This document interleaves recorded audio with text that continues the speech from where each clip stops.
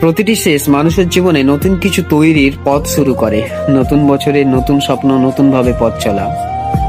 তো আর কিছুক্ষণ পরেই আমরা 2025 শেষ করতে চলেছি এবং 2026-এ পা রাখতে চলেছি। তো এই 2025 অনেক কাউকে অনেক কিছু দিয়েছে, আবার অনেক কারোর জীবন থেকে অনেক কিছু কেড়ে নিয়েছে।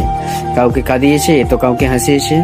আসলে মানুষের জীবনটা এরকম, একটা চলমান নদীর মতো। একটা নদী যেমন সমভাবে সমবেগে সারা জীবন প্রবাহিত হতে পারে না, ঠিক মানুষের জীবনটা ওই রকম।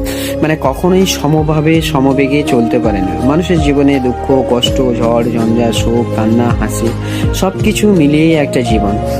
তো আমি মনে করি যেসব মানুষের জীবনে অনেক অতীত আছে, কষ্ট আছে, দুঃখ আছে, সেই সব পিছনে রাখাই শ্রেয়। কারণ একটা অতীত মানুষকে কখনো ভালো রাখতে পারে না। অতীত বিহীন মানুষগুলো অনেক সুন্দর হয়। আমি জানি কথাটা বলা যতটা সহজ, বাস্তবে রূপায়ণ করাটা ঠিক ততটা সহজ নয়।